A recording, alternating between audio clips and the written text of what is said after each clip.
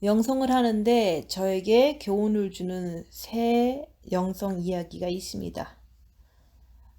그 이야기가 마치 주 안에서 시간을 초월해서 저에게 교훈을 주는 영성에 좋은 친구 같은 느낌이 드는데 그 중 하나인 복녀 이야기를 해보겠습니다. 여러분들도 오늘 이 복녀 이야기를 들으시면서 자기를 보는 삶을 열심히 해서 주님을 사랑하는 최고의 신부의 길로 가시는데 도움이 되시기를 바라는 마음으로 복녀 이야기를 함께 나눠보겠습니다.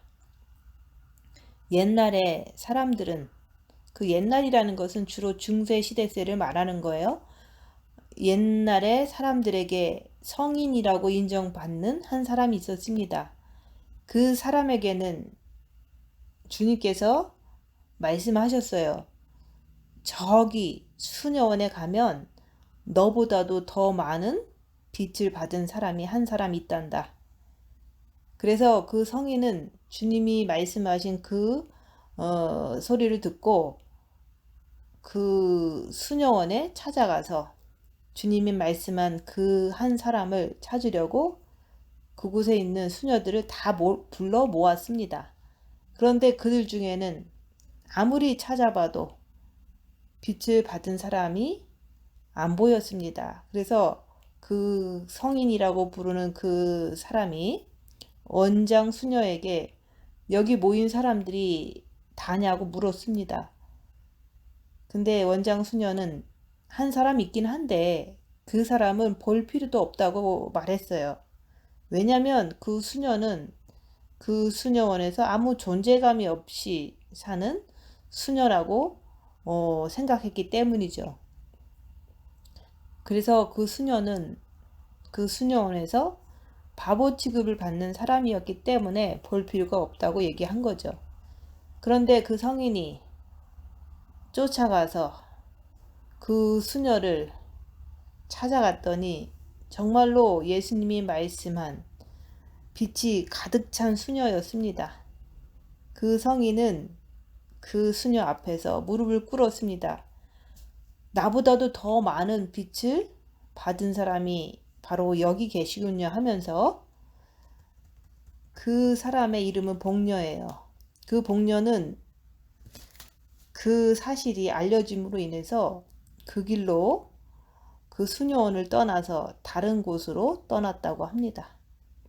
왜냐면 더 이상 남이 나를 괴롭히지 않을 것이니까 자기를 알아주지 않는 곳, 못 알아보는 곳으로 떠났던 거예요.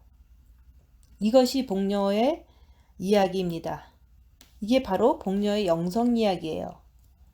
그래서 이것을 우리 삶에 적용해 보아야 되는 거예요. 우리도 복녀처럼 살아야 신부로 주님을 맡을 수 있는 그런 사람이 될 수 있다는 생각을 해보는 거예요. 또한 이 복녀의 이야기가 제가 혼자서 고독하게 혼자 걸어가는 이 영성의 길에 많은 위로를 주고 있습니다. 저도 이 세상 살면서 여러 가지 어려운 일을 많이 당했어요. 그것은 어려운 일이라는 것은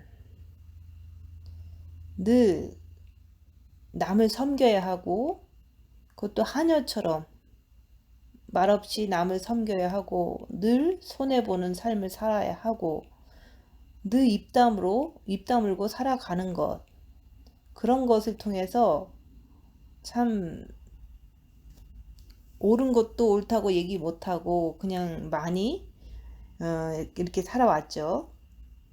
근데 그럴 때마다 빛으로 저 자신을 보는 거예요. 열악한 상황에서 저 자신을 본다는 것을 통해서 내 안에 악한 영의 정체를 보면서 분별하고 죄와 싸우기를 필기까지 하면서 주님 붙잡고 견디며 살고 있는 거예요. 가장 가까웠던 성도, 또 가까웠던 가족, 자녀, 이런 모든 그 내 주위에 있는 모든 사람들이 나를 비난할 때도 입 다물고 손해보고 낮아지고 섬기면서 견뎌, 견뎠지만 그것이 슬픔이잖아요. 왜냐면 억울한 일을 당하면 그것을 말해야 되는데 말하지 못할 때 그때 많은 슬픔이 찾아오잖아요. 그럴 때 내 안에 정과 욕심에 슬픔을 주는 마귀가 있다는 것을 알게 됐던 거예요.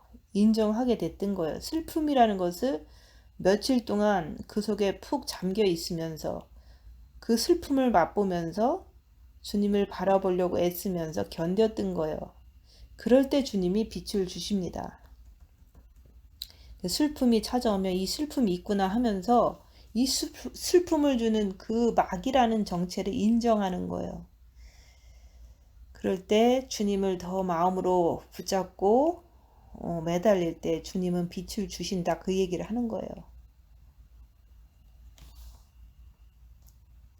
그 복녀는 수녀원에 살면서 남이 하기 싫어하는 가진 허드렛 일을 하면서 바보처럼 살았습니다. 손해보며 살았습니다. 그렇게 하다 보니 동료 수녀들에게는 바보 취급을 받은 거예요. 그것처럼 복녀처럼 우리도 영성을 하고 자기를 꿰뚫어 보려면 우리도 입 다물고 손해보고 낮아지고 섬겨야 되는 거예요. 그럴 때 주위 사람들이 나를 바보 취급하고 나를 무시하고 핍박을 하게 됩니다.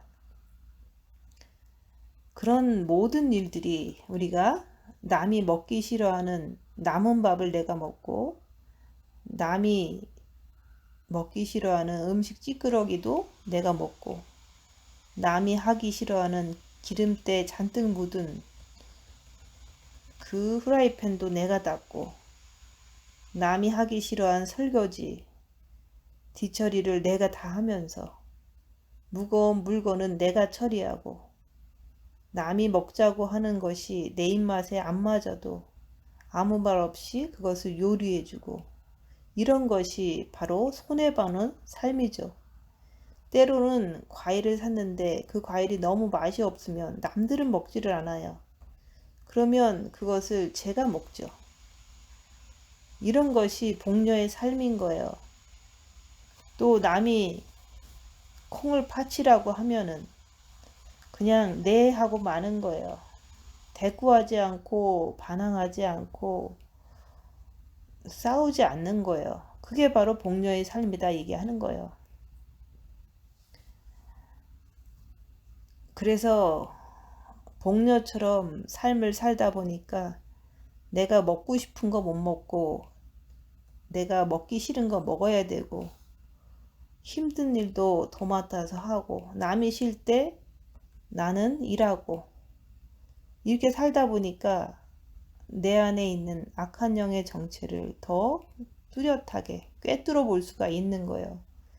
열악한 상황이 되면 저는 복녀가 자꾸 생각납니다. 그래, 복녀도 이렇게 열악한 상황에서 입 다물고 손해보고 낮아지고 섬기면서 자기 안에 있는 악한 영을 발견을 했겠구나.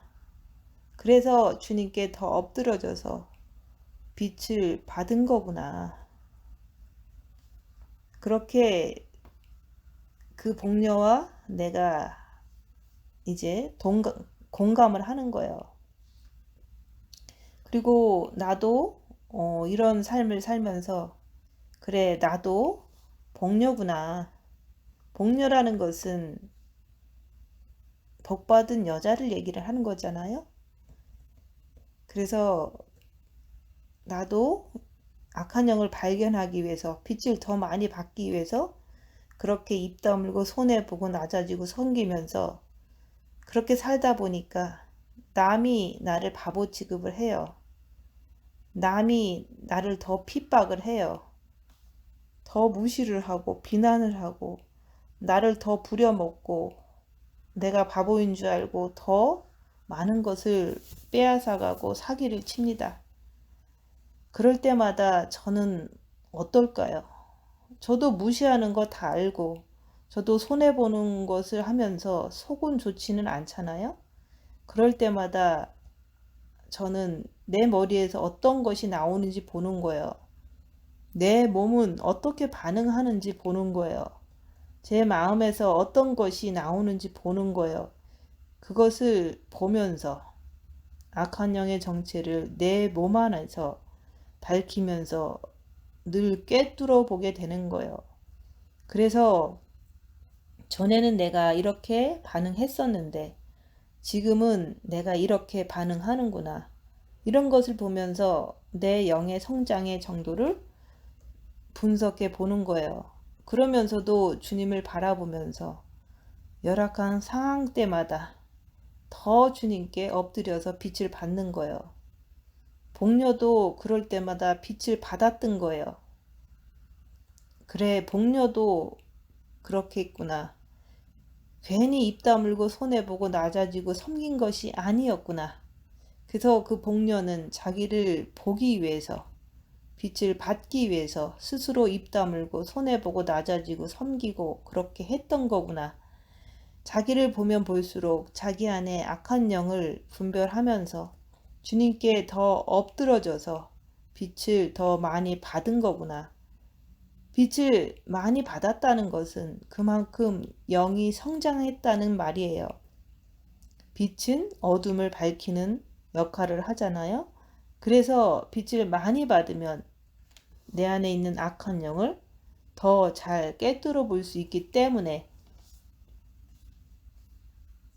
성경 말씀을 다 지킬 수가 있게 되는 거예요. 악한 영을 알아야지 성경 말씀을 지킬 수 있는 거예요. 빛을 많이 받고 악한 영을 알아야지만 십계명도 지키고 산상수훈도 지키고 성령의 9가지 열매도 다 지킬 수가 있는 거예요. 그래서 성경 말씀을 다 지킬 수 있게 되는 거예요.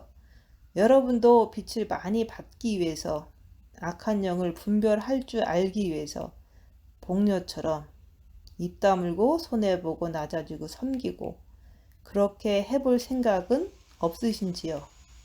지금은 마지막 때입니다.